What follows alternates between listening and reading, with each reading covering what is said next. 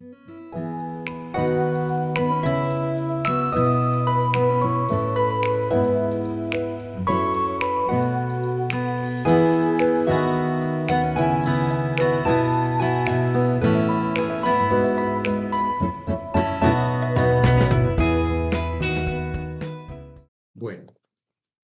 nuestro tema de hoy, como bien lo decía hace un ratito, ¿cambia la oración en realidad las cosas? Vamos a tomar de base los versículos, esta cita bíblica, Efesios 6, del 10 al 11. Dice Efesios 6, 10 al 11, por lo demás, hermanos míos, fortaleceos en el Señor y en el poder de su fuerza. Vestidos de toda armadura de Dios para que podáis estar firmes contra las acechanzas del diablo. ¿Verdad que sí se relaciona? Totalmente, mis hermanos. ¿Sabe por qué? Porque, como lo decía al principio, la oración es lo que nos va a proteger de esos ataques a la mente.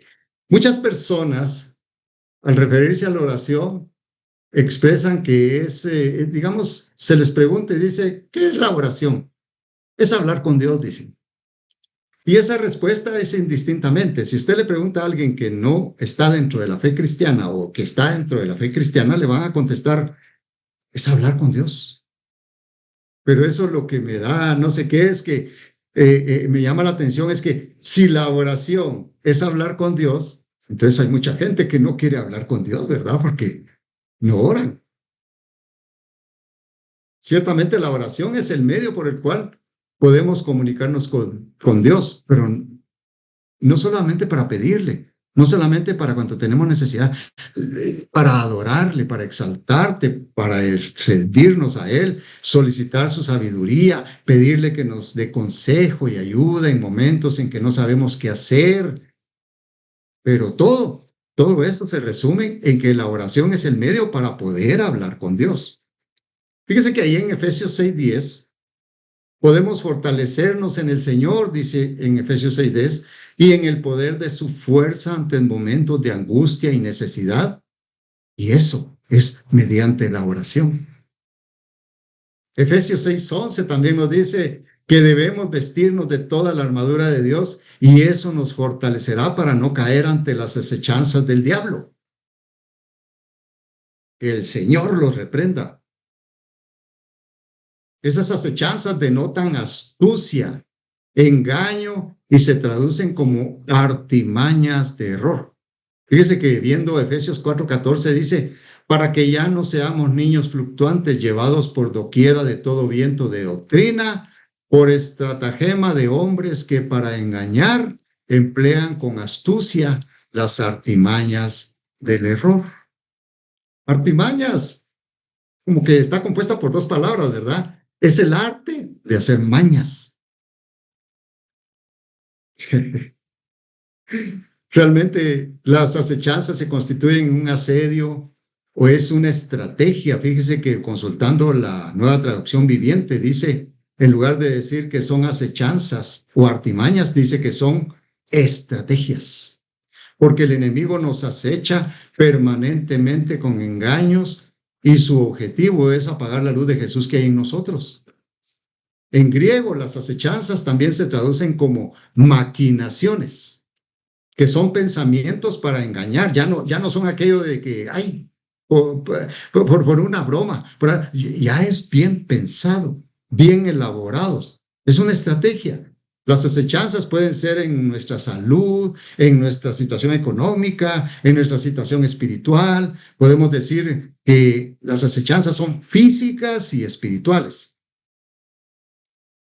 Entonces, el hecho de no tener una vida de oración podría ser muchas veces porque no sabemos cómo orar, ¿verdad? Y el enemigo está ahí con sus acechanzas, atacándonos, que el Señor lo reprenda, ¿verdad? Porque ese es su trabajo, ¿verdad? Atacarnos. Y es que la oración, mis hermanos, a veces nosotros no sabemos cómo orar y no sabemos que la oración tiene un ingrediente muy importante para considerar. Ese ingrediente se llama fe. La fe. Hebreos 11:6 nos dice, pero sin fe es imposible agradar a Dios, porque es necesario que el que se acerca a Dios crea que le hay y que es galardonador de los que le buscan. De manera que para orar debemos creer y confiar en que Dios existe.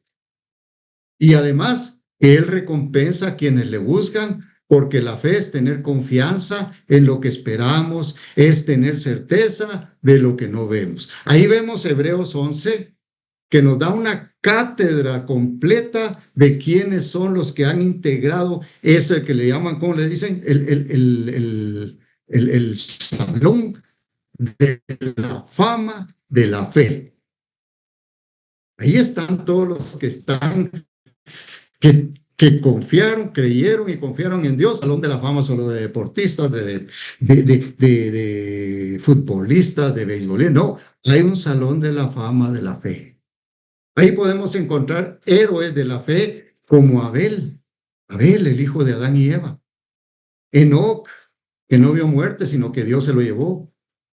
Ahí podemos encontrar personas como Noé, Abraham, Sara, José, Gedeón, Jefté, Barak, Sansón, David, Samuel, muchos otros más, cuya vida entregada a Dios nos muestra que le creyeron y confiaron a Dios todo, y su fe les fue contada por justicia. Les explico esto. Nosotros, como estamos bajo la gracia, nosotros pasamos por un proceso porque mediante la gracia del Señor, mediante la misericordia del Señor, tiene misericordia de nosotros, aplica su gracia y con la sangre de Jesucristo derramada en la cruz, entonces nos justifica porque pone sobre nosotros esa gracia a través de la sangre de Jesucristo para entonces estar preparados para cuando se pase la justicia. Pero los que le mencioné todavía no estaban ellos en este momento de la gracia. Ellos estaban en otro momento. Jesucristo no había venido. Entonces, ¿cómo los anteriores, los antiguos profetas y todo eso, cómo alcanzaron justicia? A través de su fe. Porque su fe les fue contada por justicia. No es por la sangre de Cristo, sino que fue por su fe y le creyeron y confiaron en el Señor Jesucristo. La Biblia nos da muchas referencias sobre la fe porque es la base de todo y es fundamental en la relación con Dios. Es la fuente de poder para enfrentar los desafíos de la vida y el principio que guía nuestras acciones y actitudes, sostenida por el carácter fiel de Dios y sus promesas.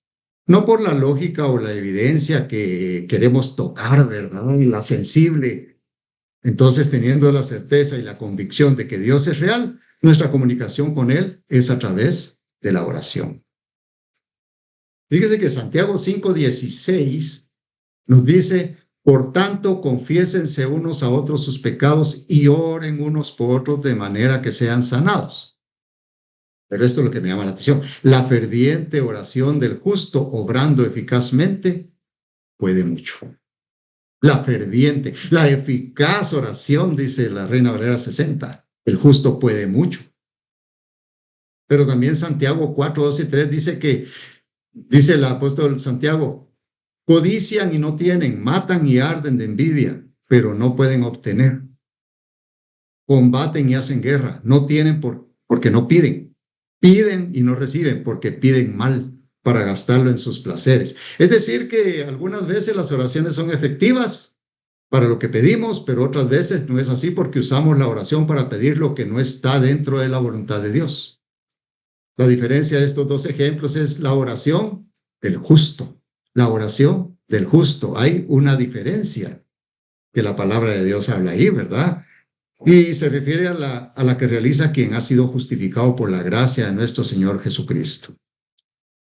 Incluso nuestro bendito Salvador, nuestro Señor Jesucristo, cuando habla de las cosas que pedimos, dice, pidan y se les dará, busquen y hallarán, ahí en Mateo 7, del 7 al 11. Y se les abrirá, porque todo el que pide recibe, el que busca halla, y al que llama se le abrirá. ¿Qué hombre hay entre ustedes que al hijo que le pide pan le dará una piedra o al que le pide pescado le dará una serpiente? Pues si ustedes siendo malos saben dar cosas buenas a los hijos, ¿cuánto más su Padre que está en los cielos dará cosas buenas a los que le piden? Es claro que lo que se pide a Dios es a través de la oración. Pero para terminar esta mi corta introducción, la gran pregunta es, ¿puede la oración cambiar la realidad de las cosas? Bueno, a través de escudriñar las escrituras veremos lo que la Biblia dice sobre la oración y establecer si es posible que con ella se puedan cambiar la realidad de las cosas para dejar un fundamento bíblico doctrinal sobre este tema, con el objeto de que los creyentes lo tengamos presente y no dejemos de utilizar un medio de comunicación tan importante con nuestro Dios como es la oración. Entonces, siempre miremos a ver qué dicen los diccionarios acerca de orar. El diccionario bíblico vine desde expositivo de palabras del Antiguo y del Nuevo Testamento. Dice que orar proviene de la palabra hebrea palal, que también significa interceder, mediar y juzgar. Y fíjese que aparece 84 veces en el Antiguo Testamento en hebreo. Palal expresa la idea de mediar, colocarse entre dos partes. Fíjese que en primero el libro de Samuel 2:25 se refiere a cuando Dios dice, y si un hombre peca contra otro, Dios mediará por él. O sea que lo que quiere decir es que intercederá por él. La primera vez que encontramos palal en el Antiguo Testamento es en Génesis 27, donde la forma reflexiva y recíproca del verbo expresa la idea de interceder u orar por alguien. Fíjese que lo dice ahí en 27, dice, ahora pues, devuelve la mujer al marido, porque él es profeta, y orará por ti y vivirás. Pero si no la devuelves, sabe que de cierto morirás tú y todos los tuyos. Es frecuente, es muy frecuente en el Antiguo Testamento esta clase de oración intercesora. Moisés, por ejemplo, oró por el pueblo para que Dios los librara de las serpientes venenosas en Números 21:7. Oró por Aarón también, porque se había enojado Jehová con él. Aarón fue convencido para que hiciera ahí un becerro con el oro. Estaba enojado con él, Deuteronomio 9:20.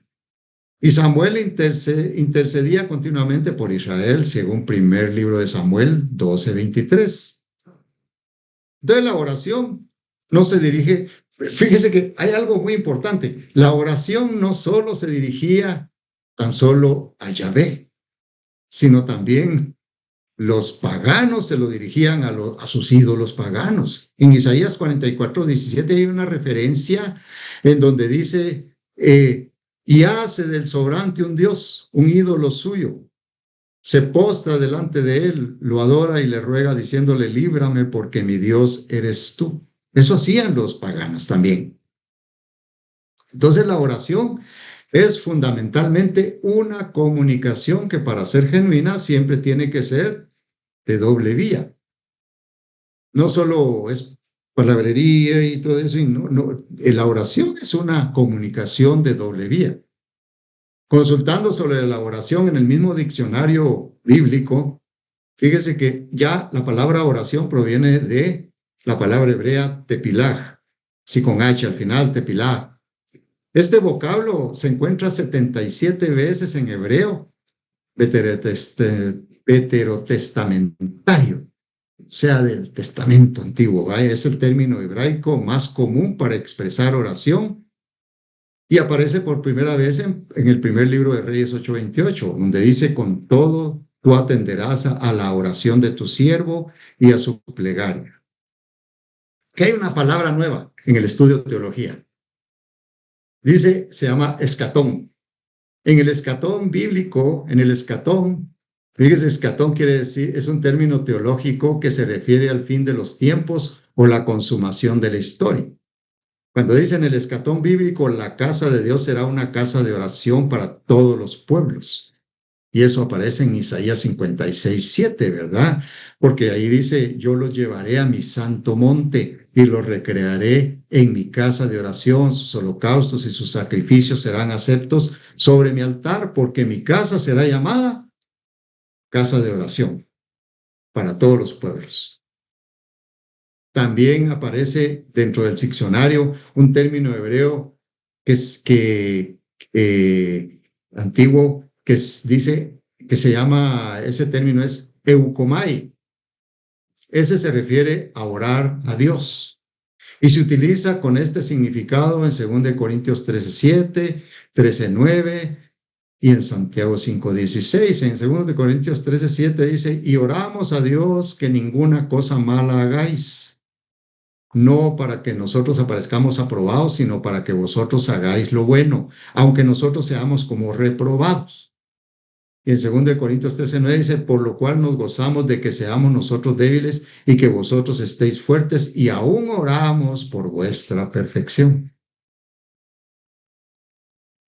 Entonces, la oración es algo tan importante porque ¿cómo lo aplica? Los diccionarios tratan de dar la mayor parte del significado para que uno lo comprenda. Dice que también el término hebreo prosekumai significa orar y se utiliza siempre como oración a Dios. Estos ya son, estos dioses eukomai y prosekumai son utilizados más que todo para la oración a Dios.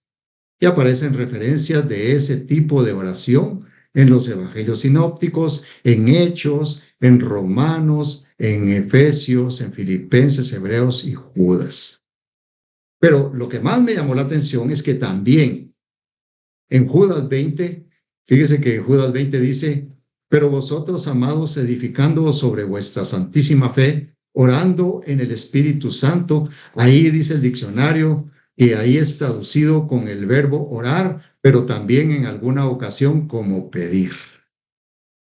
O sea que ya va llegando a pedir. En resumen, la oración es la comunicación sincera y constante con Dios, en la que el creyente se acerca a Él con reverencia, confianza y dependencia. Es un acto de adoración, petición, intercesión y agradecimiento que se eleva al Padre por medio de Jesucristo y con la guía del Espíritu Santo.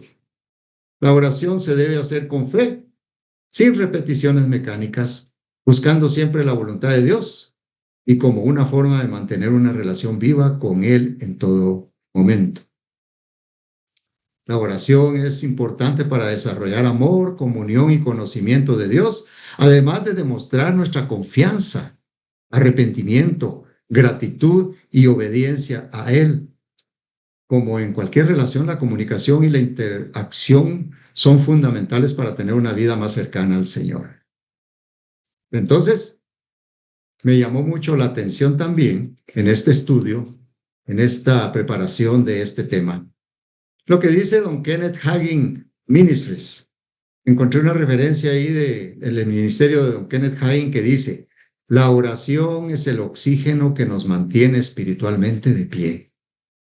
De manera que la oración es muy importante. Y dentro de todos estos aspectos, ¿para qué es importante la oración? Para desarrollar amor, comunión, conocimiento, demostrar confianza. Entonces, se pueden encontrar tipos de oración.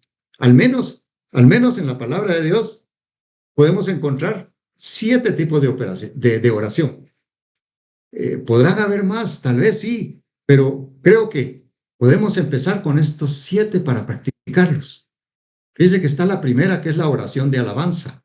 Mediante la oración de alabanza podemos expresar alabanzas a Dios exaltándole por su magnificencia y grandeza. Hebreos 13:15 nos dice, así que ofrezcamos siempre a Dios por medio de Él sacrificio de alabanza, es decir, fruto de labios que confiesan su nombre. Muchas veces solamente buscamos a Dios en oración cuando tenemos necesidad, cuando estamos pasando problemas, cuando estamos en angustia.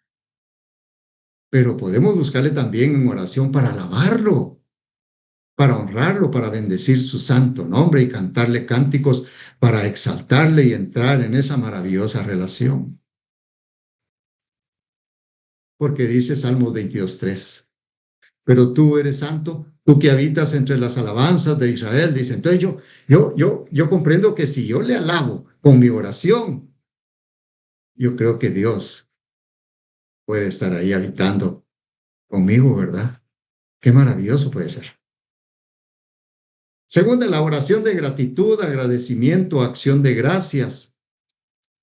Fíjese que Efesios 5:20 dice la palabra de Dios, dando siempre gracias por todo a Dios el Padre en el nombre de nuestro Señor Jesucristo. Si en nuestro corazón hay gratitud y agradecimiento por lo que Dios ha hecho en nuestras vidas, en nuestras oraciones le podemos dar gracias por toda su bondad, por su misericordia y por su gracia al rescatarnos de la perdición y darnos una oportunidad de cambiar nuestras vidas para bien.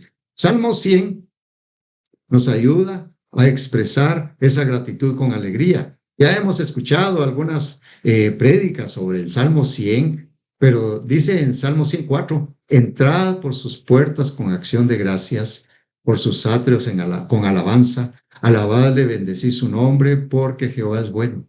Para siempre su misericordia y su verdad por todas las generaciones.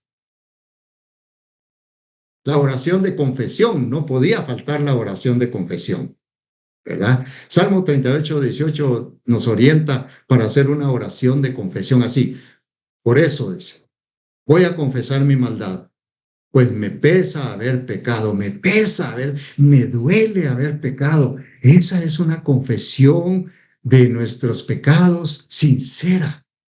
Me pesa, pequé, pero me duele tanto. Voy arrepentido. La oración de confesión es tan importante en nuestras vidas, ya que por medio de esa oración expresamos nuestras debilidades, nos humillamos ante Dios, le confesamos nuestro pecado, le pedimos perdón y también le solicitamos que nos restaure. La confesión de pecado no solo sucede cuando llegamos a los pies de Cristo. Cuando llegamos a los pies de Cristo, Dios nos perdona todos los pecados que hemos cometido desde que nacimos, ¿verdad? Pero eso no quiere decir que ya, me fui perdonado, ya estuvo.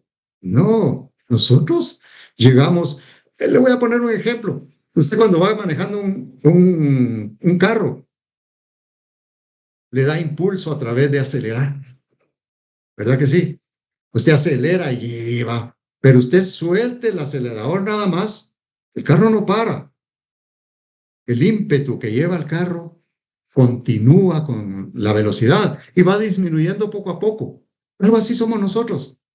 Cuando confesamos nuestros pecados por primera vez, recibimos el perdón de nuestros pecados. Pero cuando seguimos adelante y empezamos a andar en la vida cristiana en la gracia del Señor Jesucristo, seguimos pecando. Eso significa que debemos seguir haciendo nuestras oraciones de confesión. Poco a poco vamos a ir aminorando, así como ese carro, ¿verdad? Poco a poco vamos a ir aminorando los pecados cometidos, porque cada vez que vamos eliminando pecados, Dios va poniendo cosas nuevas, ¿verdad?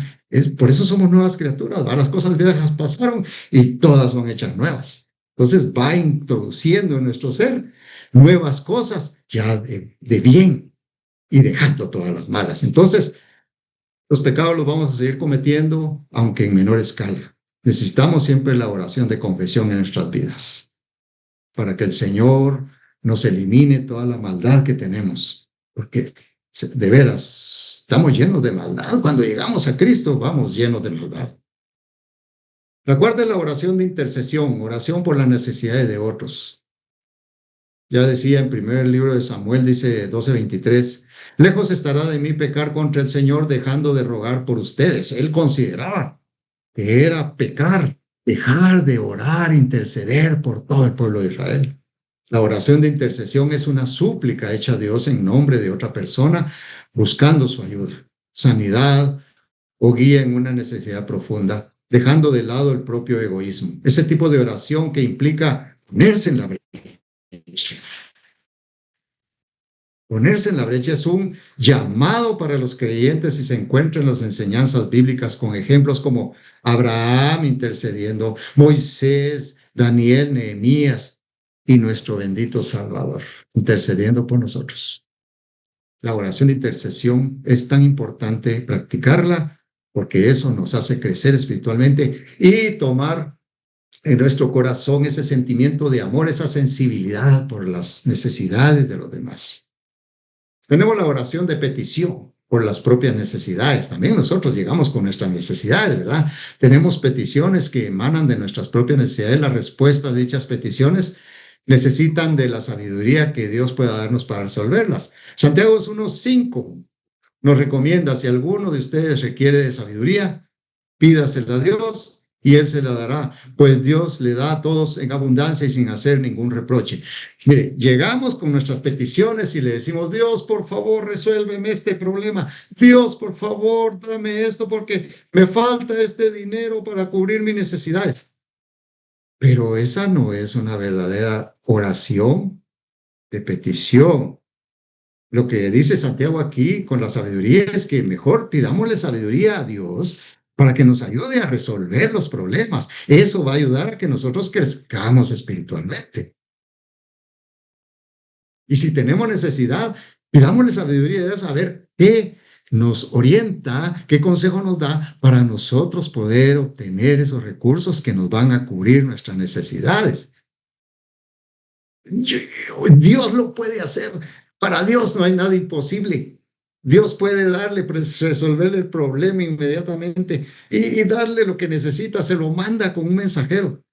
Pero Dios también quiere que nosotros accionemos y actuemos en fe. Si no, no va a poder crecer nuestra fe. Entonces nuestras oraciones de petición deberían de ir más orientadas a recibir sabiduría del Señor. Oración de súplica, clamor, petición de auxilio. Como dice Salmo 77:1, con mi voz clamé a Dios clamé y Él me escuchó. La oración de súplica y ruego es una plegaria en la que se pide con humildad y fervor a Dios por algo que se necesita. Se implora su ayuda o se le pide que intervenga en una situación. Puede variar. Desde una petición personal por bendiciones o guía hasta un ruego por la humanidad o en momentos de dificultad. El ejemplo de petición y de angustia y de estar angustiado, de un clamor es el Salmo 86. Ese es un buen ejemplo de oración que el rey David hizo donde hace una súplica a Dios, al Dios compasivo, dice la palabra de Dios ahí. Inclina, oh Jehová, tu oído y escúchame porque estoy afligido y menesteroso. Guarda mi alma porque soy piadoso. Salva tú, oh Dios mío, a tu siervo que en ti confía.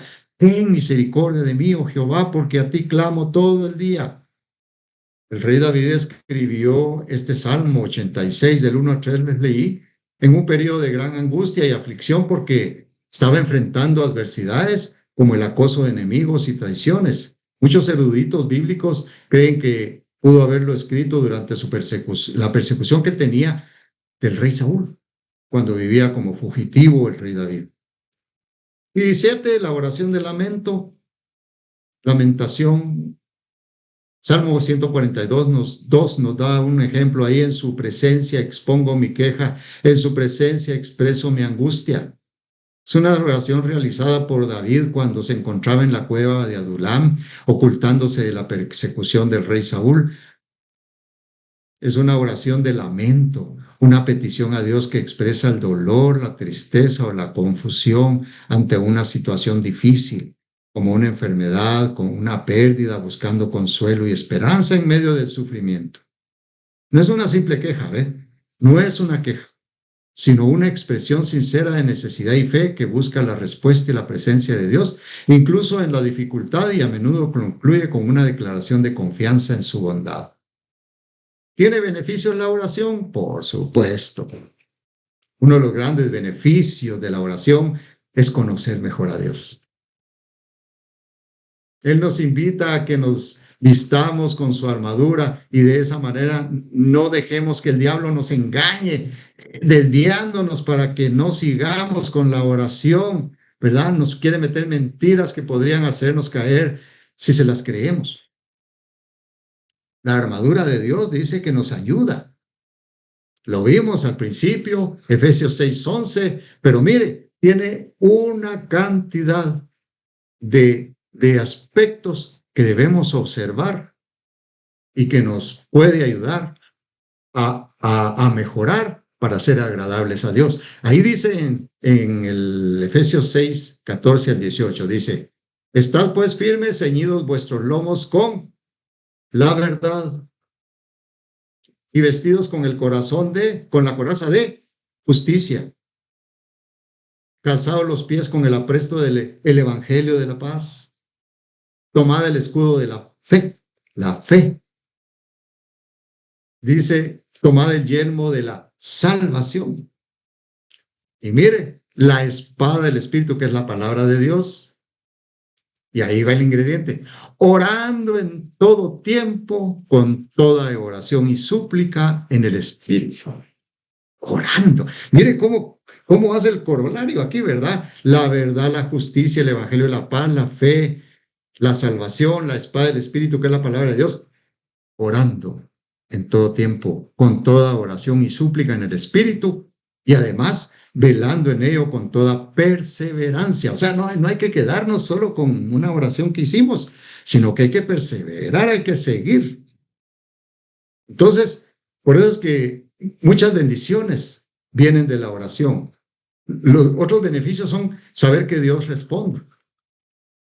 Cuando uno ora, el Señor responde. Jeremías 33:3 dice, clama a mí, yo te responderé y te enseñaré cosas grandes y ocultas que tú no conoces. También podemos saber que la oración, un beneficio es saber que Dios nos cuida. Ahí puede buscar usted en 1 Pedro 5:7. Saber que Dios libra de los miedos. Salmo 34:4. Podemos recibir la paz que guarda la mente y el corazón. Filipenses 4:6-7. Y te podemos recibir misericordia y gracia en los momentos de necesidad, como lo dice Hebreos 4:16. Acerquémonos, pues, confiadamente al trono de la gracia para alcanzar misericordia y hallar gracia para el oportuno socorro. ¿Hay algunas condiciones para obtener la victoria en la oración? Por supuesto que hay condiciones. No va a ser así nada más, ¿verdad? Que solo venga y pa. No. Una vida de oración lleva condiciones. Mire, aquí hay muchos ejemplos de oraciones respondidas que tuvieron victoria, que lograron el objetivo que planteaban. Por ejemplo, la oración del Padre Nuestro de Jesús. La oración de Abraham cuando intercedió por Sodoma. La oración de Moisés para que se convirtieran las aguas amargas de Mara en aguas dulces. La oración de Gedeón para cuando pidió la prueba que se llenara de agua el vellón. La oración de Ana que pidió, que era estéril, que pidió ser madre de hijos. La oración de Salomón por sabiduría. La oración de Salomón por dedicación del templo. La oración de Elías para que cayera fuego del cielo. La oración de Ezequías por la invasión de Sennacherib. La oración de Jabes, ensancha mi territorio. La oración de David cuando se le negó el privilegio de construir el templo. Esa fue una oración también respondida. Porque en mi vida yo he aprendido que cuando se hace oración al Señor, hay 3 posibles respuestas. Sí, no, todavía no. Un no es una oración. Si usted ora por algo y no lo recibe, Dios le dijo que no. Y esto pasó con David, ¿verdad? Él quería hacer el templo y le dijo, no, patojo. Ese privilegio va a ser para tu hijo. Salomón lo va a construir. Y así, ¿verdad? Como estos eventos, quiero contarle de uno así rapidito, en el que el que oró, hizo la oración, tuvo una respuesta, pero mire cómo se expuso. Ese nos da una enseñanza bárbara. Me refiero al rey Ezequías. Eso lo puede encontrar usted en el segundo libro de Reyes 21:7. Le voy a leer un poquito. Dice, en aquellos días Ezequías cayó enfermo de muerte y vino a él el profeta Isaías, hijo de Amós, y le dijo, Jehová dice así, ordena tu casa porque morirás y no vivirás. Entonces él volvió su rostro a la pared y oró a Jehová y dijo, te ruego, oh Jehová, te ruego que hagas memoria de que he andado delante de ti en verdad. Delante de ti en verdad. He andado delante de ti con íntegro corazón. y he hecho las cosas que te agradan. 3 aspectos. Y en el versículo 5 entonces le dice, bueno, Elías salió y Dios, Jehová, le dijo a Elías que regresara. Y en el versículo 5, Isaías fue el que le dio esta profecía. Y dice que iba en medio del patio del palacio cuando Jehová le dice, regresa y dile, vuelve y di a Ezequías, príncipe de mi pueblo. Así dice Jehová, el Dios de David, tu padre. Yo he oído tu oración. Yo he oído tu oración y he visto tus lágrimas y aquí que yo te sano. Al tercer día subirás a la casa de Jehová y añadiré a tus días 15 años. ¿Le pidió eso Isaías? No, Isaías le dijo que hiciera memoria de que él había sido íntegro de corazón, que había andado en su verdad y que había hecho las cosas que le agradaban a él. 3 aspectos muy importantes. Él llevaba reinando 14 años, tenía 39 años, y Dios le dio más tiempo para que reinara. Le dio vida. Qué maravilloso, ¿verdad? Esos 3 aspectos son muy importantes discutirlos. Esos 3 aspectos, mire, son los que él tenía. ¿Y qué interesa? De presentarse ante Dios y decirle lo que él había hecho, ¿verdad? He andado en tu verdad, con corazón íntegro, y he hecho las cosas que a ti te agradan. Y si Dios le respondió, le escuchó su oración y se la respondió, era porque era verdad lo que le dijo, ¿verdad? ¿Cuántos de nosotros podríamos presentarnos ante Dios y decirle esas palabras? ¿Cuántos podríamos? ¿Verdad que es difícil? Pero miremos andar delante de Dios en la verdad. Fíjese que la palabra de Dios en Juan 4:24 dice que el Padre busca adoradores en espíritu y en verdad. Juan 14:6 dice que Cristo es el camino, la verdad y la vida. Y tercero Juan 4 dice, no tengo yo mayor gozo que el oír que mis hijos andan en la verdad. Mire, andar en la verdad no es fácil, pero no imposible. En la actualidad en que vivimos, cada día se levantan voces extrañas proclamando nuevas verdades y donde de forma muy sutil la relatividad se va colando en cada rincón de nuestra sociedad. Y la idea de andar en la verdad hace que surjan muchas preguntas. Dos preguntas principales. ¿Qué es andar en la verdad? ¿Cuál es la verdad? Muchas veces estas y otras cuestiones pondrán a prueba nuestra firmeza en los caminos del Señor. Como cristianos, sabemos y creemos que Jesús es la única y absoluta verdad. Y que esa verdad está expuesta claramente en la palabra, en la Biblia. Ahí está la verdad, aquí, en la Biblia. Podemos encontrar la verdad, porque la verdad es Cristo. Andar en la verdad sería entonces llevar una vida consecuente con los mandatos de Dios, una vida de acuerdo a la verdad que Él nos ha enseñado. Fíjese que el ejemplo que se pone, ¿verdad?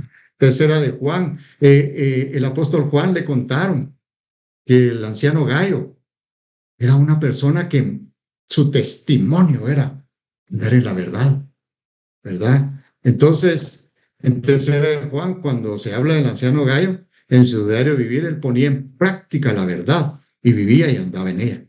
Entonces, lo que lo rodeaban veían su integridad, pudieron contarle personalmente al apóstol Juan que él practicaba la verdad.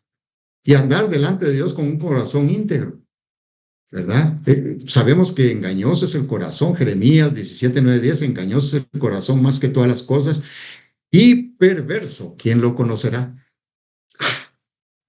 Pero ahí contesta el Señor, yo Jehová, escudriño la mente, que pruebo el corazón para dar a cada uno según su camino, según el fruto de sus obras. Mire lo que dice aquí, escudriña la mente, que pruebo el corazón. Él probó la mente y el corazón de Ezequías y halló que era verdad todo lo que él decía. Él ya lo sabía, conocía a su siervo. El corazón íntegro siempre hará lo correcto aunque nadie lo mire. No necesita público ni alabanzas por sus buenos actos. En su forma de latir considera que la integridad es para encima de todo un valor excepcional, una necesidad de vivir en armonía con lo que dicta nuestra propia conciencia.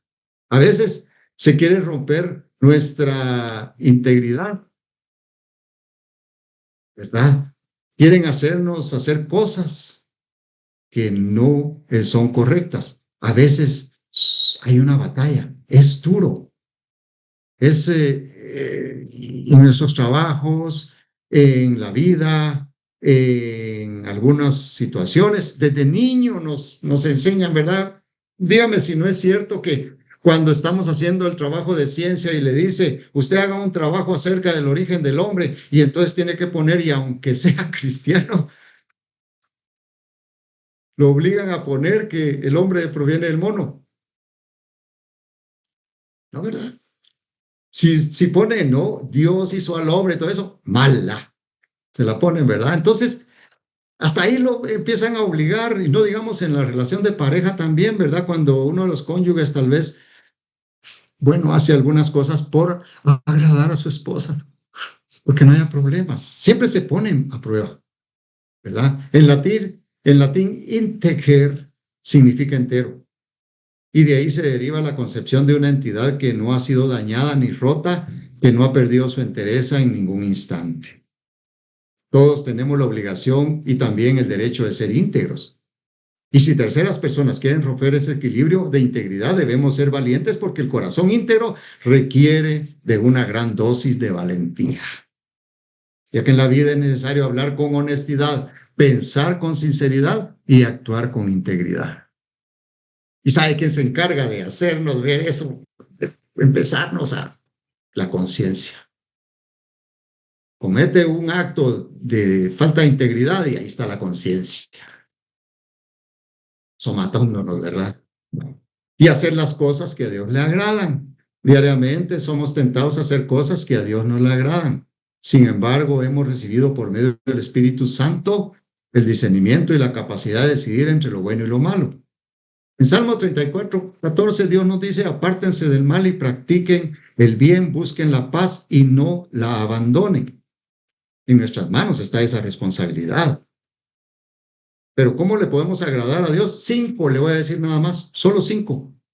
Y muchas otras cosas, 633, más de 633 mandatos, instrucciones y todo. Pero si nosotros hacemos lo que a Dios le agrada, vamos a tener fe. La fe es plena confianza en Dios. La Biblia declara que sin fe es imposible agradar a Dios. Es un elemento, en Hebreos 11:6 nos lo dice, es un elemento primordial para vivir una vida agradable al Señor, tener fe. La humildad es una cualidad muy importante ante los ojos de Dios y forma parte de lo que Jesús nos enseñó cuando vino a la tierra. Ahí puede ver usted en Filipenses 2:5-11. Dice al principio, haya pues en vosotros ese sentir que hubo también en Cristo Jesús, el cual siendo en forma de Dios no estimó ser igual a Dios como cosa que aferrarse, sino que se despojó de sí mismo, tomando forma de siervo, hecho semejante a los hombres. Y se humilló a sí mismo, haciéndose obediente hasta la muerte y muerte de cruz. Si usted consulta otra versión de la Biblia, no la Reina Valera 60, dice, haya pues en vosotros esta actitud que hubo también en Cristo Jesús. Es una actitud de humildad que tenemos que tener ante el Señor, porque a Él le agrada que seamos humildes. A veces las personas humildes dicen que son personas débiles, o al que le huye al pecado dicen que es un cobarde. No importa. También debemos darle alabanza a Dios en todo tiempo. Dios busca adoradores que le adoren en espíritu y en verdad. Por lo tanto, la alabanza y adoración fortalece nuestra fe, como lo declara la Biblia en Romanos 4:20, en donde dice que Abraham se fortaleció en fe dando gloria a Dios. Puede leer Hebreos 13:15-16, porque ahí dice que debemos ofrecer continuamente mediante él el sacrificio de alabanza a Dios, fruto de labios. Y la ayuda mutua también. habla de la ayuda mutua también ahí en ese Hebreos 13, 15, 16, que me da oportunidad de explicarle. Ayudar a nuestros hermanos es un testimonio del amor de Dios, es mostrar su carácter. Mire, le quiero explicar esto. El carácter no es que uno sea enojado o que sea contento o que todo le caiga mal o que no, eso se llama mal humor o buen humor. Cuando hablamos de carácter, no se refiere a eso, porque si hablamos de que ayudar a nuestros hermanos es un testimonio del amor de Dios, mostrar su carácter, nos referimos al, si busqué yo, el carácter de Cristo es un modelo de virtudes y cualidades divinas, como la justicia, la compasión, la humildad, el amor, la paciencia, la sabiduría. Esas se manifestaron en su vida terrenal y que los cristianos buscan emular. O sea, llevarlo a cabo también nosotros. Debemos ser, se expresa en la manera de pensar, sentir y actuar de una persona, buscando reflejar la naturaleza de Jesús a través de la disposición de servir, la mansedumbre y la firmeza en la verdad. Cuando hablamos de que ayudar a nuestros hermanos es un testimonio del amor de Dios en mostrar su carácter, el carácter de Cristo, no porque si Cristo era enojado o contento, no, ¿verdad? Debemos comprender que eso es malo o buen humor, ¿verdad? Si estoy enojado, pues, ay, está de mal humor, ¿verdad? Todo le cae mal, pero eso no es su carácter. Entonces, debemos cuando ayudamos a nuestro prójimo, testificamos no solo con palabras, sino con hechos el amor de Dios en nuestras vidas. Esto, sin duda, va a reflejar a Cristo en los demás. En 1 Juan 3, 16 al 18, ahí podemos encontrar referencia donde dicen esto, conocemos el amor en que Él puso su vida por nosotros. 3:16, fíjate qué bonito. Juan 3:16 dice que de tal manera amó Dios al mundo que dio a su Hijo unigénito. Y primera de Juan 3:16 dice, así como Cristo murió en la cruz del Calvario y entregó su vida, así nosotros debemos poner nuestras vidas por los hermanos.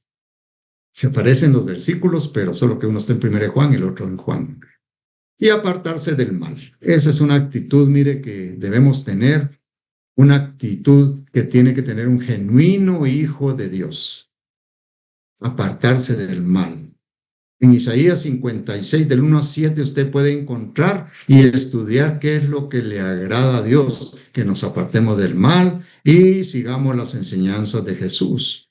Seamos obedientes en cumplir sus mandamientos, y eso no es porque sea beneficioso para Dios o para Jesús, es beneficioso para nosotros el cumplir los mandamientos.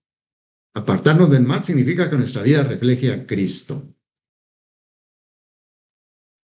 Hay otros ejemplos, solo le voy a dar la cita. Puede ver usted Hechos 10. Hechos 10 está la historia de cómo el centurión Cornelio le fueron respondidas sus oraciones también. Y eso que él era romano, era gentil. Y Dios respondió sus oraciones. Él y su familia y sus amigos fueron los primeros gentiles bautizados por el Espíritu Santo. Qué bendición, ¿verdad? Tuvo que haber tenido virtudes. Las virtudes que tenía él eran varias, ¿verdad? Él era piadoso, temeroso de Dios con toda su casa, hacía muchas limosnas al pueblo de Israel, oraba a Dios siempre, era varón justo y de buen testimonio en toda la nación de los judíos. Mire qué características de Cornelio, el centurión. Pero quiero tomar estos minutos que restan para decirle a usted y responderle a la pregunta. Y me voy a basar en que hay un aspecto muy importante que debemos considerar en nuestras oraciones: la soberanía de Dios.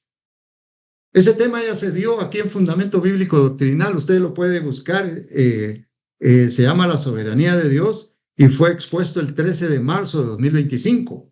Ahí puede buscarlo en la página de los Ministerios Hechos de Amor, en donde está la soberanía de Dios y va a comprender más todo esto. Pero estudiando este aspecto podremos comprender y adentrarnos a la gran pregunta: ¿cambia la oración en realidad todas las cosas? 1 Juan 5:14 dice, y esta es la confianza que tenemos en Él, que si pedimos alguna cosa conforme a su voluntad, Él nos oye. Salmo 139:4 dice, pues aún no está mi palabra en mi lengua, y tú, oh Señor, ya la sabes toda. Uno de los atributos de Dios por su naturaleza divina es la omnisciencia. ¿Qué significa omnisciencia? Que Dios lo sabe todo, incluyendo lo que va a pasar en el futuro. Los otros atributos son la omnipotencia, la omnipresencia, la eternidad, la inmutabilidad. La inmutabilidad significa que no cambia, es el mismo de ayer, hoy, por todos los siglos. La santidad, la justicia, la misericordia y el amor. Ahora, si Dios ya determinó lo que va a suceder y tiene el control sobre todo lo que acontece, entonces hay una pregunta también que puede surgir. ¿Hay alguna razón para orar? No podemos cambiar la voluntad de Dios porque en su soberanía Él hace lo que quiere conforme al plan divino que ya estableció y ese plan no cambia, a menos que Él así lo disponga, porque por ello Dios es soberano. Él si quiere lo cambia. Romanos 12:2 dice, no os conforméis a este siglo, sino transformaos por medio de la renovación de vuestro entendimiento para que comprobéis cuál sea la buena voluntad de Dios, agradable y perfecta. El texto bíblico nos invita a comprobar que la voluntad de Dios es buena, es agradable y es perfecta, ¿verdad? Sabiendo que uno de los atributos de Dios es su inmutabilidad, que nunca cambia y es el mismo de ayer, hoy y por los siglos. Entonces, esto de que la voluntad de Dios es buena, agradable y perfecta no va a cambiar. Es decir, que su voluntad siempre será buena, siempre será agradable y siempre será perfecta. Entonces, como creyentes, debemos estar claros para qué sirven nuestras oraciones, porque la Biblia enseña claramente que es Dios quien hace que las cosas sucedan. La oración es la manera señalada por Dios para que le honremos. La oración es un medio de adoración a Dios. La oración es el reconocimiento de que dependemos totalmente de Dios por todo lo que somos y lo que tenemos. La oración hace que nos demos cuenta de qué tan pequeños y débiles somos y qué tan grande es Dios. La oración es un don de Dios para que le pidamos las cosas que necesitamos, pero la oración no tiene el propósito de alterar las cosas que Dios ha determinado. Analicemos lo que nos dice 1 Juan 5:14. Y esta es la confianza que tenemos delante de Él, que si pedimos algo conforme a su voluntad, Él nos oye. Pedimos algo conforme a su voluntad, no conforme a nuestra voluntad, porque esta puede estar mal dirigida y no tendría ningún efecto. Por eso es que hay varias oraciones que no son respondidas por Dios, porque podrían no estar bajo la voluntad de Dios. Y es que en nuestras oraciones siempre debe estar la presencia del Espíritu Santo, porque Él nos ayuda. Mire lo que dice Romanos 8:26-27. Y asimismo también el Espíritu nos ayuda en nuestras debilidades. ¿Cuál es nuestra debilidad? La oración es una de nuestras debilidades. Debemos hacerla fuerte. Pero sigue, porque no sabemos cómo debiéramos orar. Pero el Espíritu mismo intercede con gemidos indecibles. Y el que escudriña es la intención del Espíritu, porque Él intercede por los santos conforme a ¿qué? La voluntad de Dios. Fíjese que nos dice, mire esa cita, es que es preciosa porque esa nos está diciendo ya todo. Dice que nos ayuda en nuestras debilidades, porque no sabemos cómo deberíamos orar. Entonces el Espíritu, necesitamos el Espíritu Santo, necesitamos de su ayuda para que Él nos dirija en nuestra oración, para que entonces se alinee. ¿Quién conoce el corazón de Dios? Su Espíritu Santo. Él nos va a dirigir, a llevarnos a la oración que va con la voluntad de Dios. Pero debemos contar con el Espíritu. Entonces vemos que todo es conforme a la voluntad de Dios, no la voluntad nuestra. Entonces, si Dios ha determinado que la oración sea un medio para llevar a cabo su voluntad, Es lo mismo también, ¿verdad? La predicación del Evangelio es el medio usado por Dios para salvar a los pecadores. Y eso es conforme a su plan divino. Dice que nos escogió en Él antes de la fundación del mundo, lo dice Efesios 1:4. Algo que debemos comprender y es muy importante. En su omnisciencia, Dios sabe quiénes serán salvos, porque Él hizo el plan. El plan divino Él lo hizo, el plan de salvación Él lo hizo. Entonces Dios sabe quiénes serán salvos y quiénes no lo serán. Pero eso lo sabe solo Dios. Nosotros no lo sabemos. Nosotros no sabemos nada de eso. Por ello, si nos acercamos más a Dios, siendo obedientes y haciendo lo que Él nos manda, podremos adentrarnos a su presencia y conocer más cuál es su voluntad.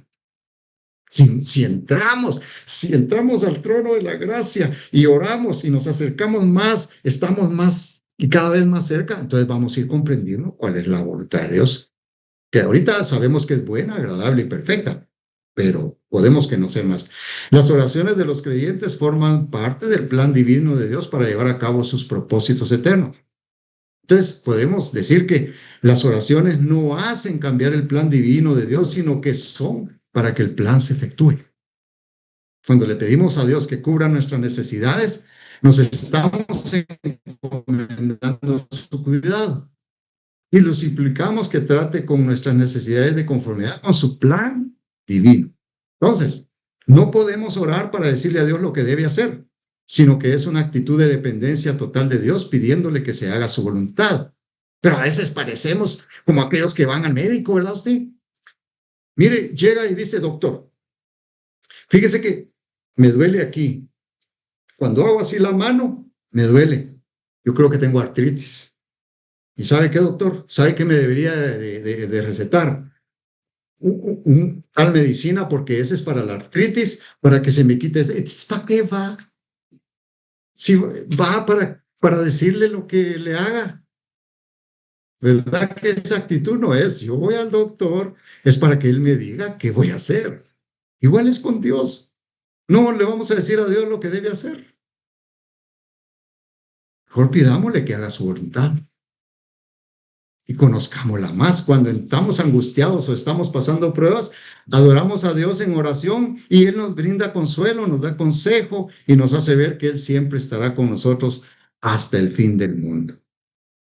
Recordemos que entonces su divino poder nos ha concedido todas las cosas que pertenecen a la vida y a la piedad por medio del conocimiento de aquel que nos llamó por su propia gloria y excelencia. Eso no lo digo yo, lo dijo el apóstol Pedro ungido del Espíritu Santo ahí, ¿verdad? En 2 Pedro 1:3.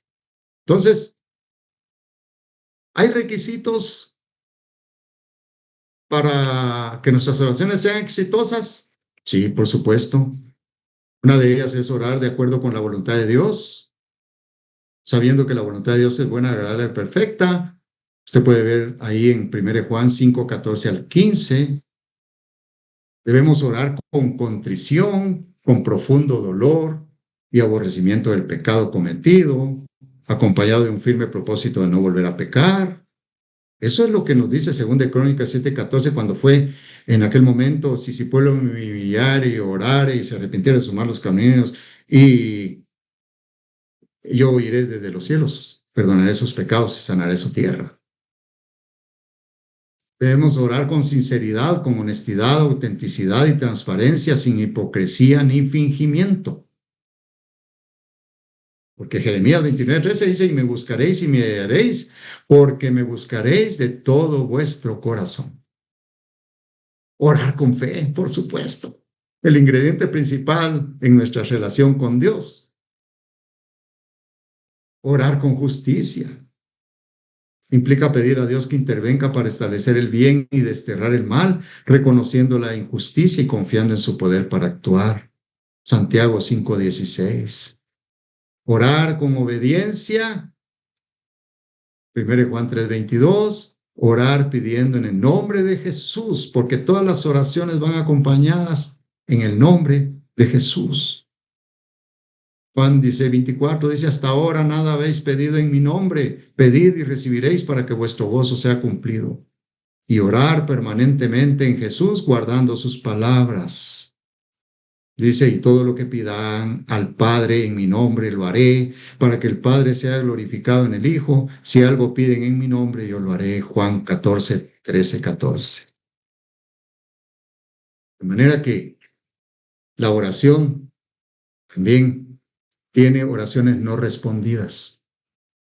Y prácticamente un par de minutos aquí, porque hay unos ejemplos que quiero ponerles de oraciones no respondidas, porque hay muchas razones por las que una oración puede no ser respondida por Dios. Puede ser por el tiempo, porque todo tiene su tiempo, dice Eclesiastés 1, todo tiene su tiempo. Y todo lo que se quiere debajo del cielo tiene su hora. Por pecados ocultos también. Salmo 66, 18 dice, si en mi corazón hubiese yo mirado a la iniquidad, el Señor no me habría escuchado. También por desprecio a la palabra de Dios, como dice Proverbios 28, 9.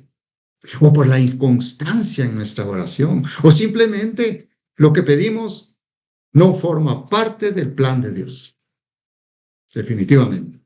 Y en la Biblia hay dos ejemplos importantes, se los quise mencionar porque son tan importantes que fueron hechas por hombres, pero realmente que uno diría, no, ¿cómo va a ser que no le responden las oraciones? Uno de ellos es Jesús. Jesús en el Getsemaní.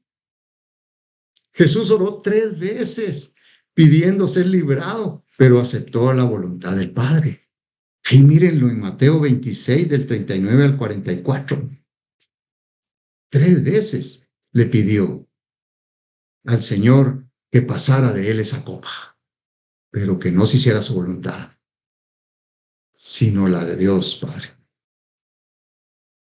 Jesús pidió y no, bueno, no se puede decir que no le respondió, ¿verdad? Respondió el Señor con no, prácticamente. Y el otro es el apóstol Pablo. El apóstol Pablo, hombre, si él mire cuántas cartas escribió, le escribió a todas las iglesias, cuántas iglesias fundó. ¿Y cómo es posible que no le haya respondido una oración? Pues fíjese que sí, no le respondió. O le respondió no, de una vez, no es que no le haya respondido. Al apóstol Pablo sí le respondió. Oró 3 veces pidiendo que le quitaran el mal que tenía, que pudo haber sido una enfermedad física o algún otro problema no descrito, un aguijón, dijo él, un aguijón que me abofé a cada rato, pero su petición no fue concedida. Él dice, y para que la grandeza de las revelaciones no me exaltase desmedidamente, me fue dado un aguijón en mi carne, un mensajero de Satanás que me abofetee para que no me enaltezca sobremanera, respecto a lo cual 3 veces he rogado al Señor que lo quite de mí y me ha dicho, bástate mi gracia, porque mi poder se perfecciona en la debilidad, por tanto de buena gana me gloriaré, más bien en mis debilidades, para que repose sobre mí el poder de Cristo. De la misma manera, puede que no veamos las respuestas a algunas oraciones, pero aún así sabemos que la voluntad de Dios siempre será la mejor. Y su gracia es suficiente para ayudarnos en las dificultades. Porque dice la palabra de Dios en 1 Juan 5:14, y esta es la confianza que tenemos en Él. Si pedimos algo según su voluntad, Él nos oye. Entonces, en conclusión, mis hermanos, la voluntad de Dios es buena, agradable y perfecta. Dios en su soberanía creó antes de la fundación del mundo un plan divino para ordenar su creación y dirigirnos a nosotros para que caminemos en su voluntad. Dios nos escogió en Él antes de la fundación del mundo y nos hizo aceptos en el amado. Ya vimos ese tema, aceptos en el amado. ¿Qué quiere decir? El amado es Jesucristo, nuestro Salvador. Bendito sea su nombre.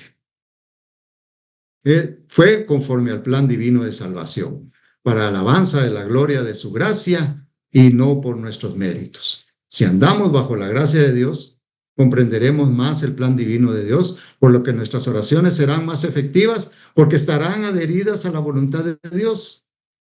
Para andar bajo la gracia de Dios es necesario en primer lugar que obedezcamos lo que Dios nos manda y hacer las cosas que a Él le agradan y dejar de hacer las cosas que a Él no le agradan, manteniendo un buen testimonio en nuestras vidas y honrando a nuestro Dios por medio de la oración.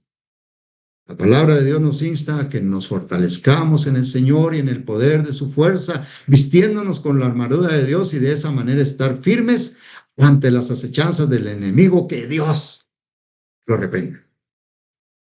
Nada puede cambiar la voluntad de Dios, que siempre será buena, siempre será agradable y siempre será perfecta. Porque una de las virtudes de Dios es su inmutabilidad, lo que significa que Él nunca cambia y todo lo que Él ha planificado se cumplirá totalmente aquí y en la eternidad.